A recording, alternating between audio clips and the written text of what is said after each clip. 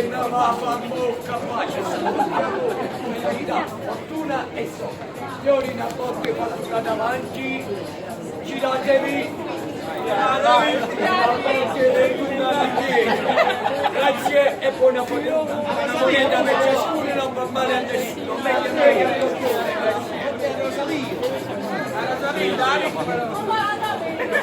A Rosolino passerò.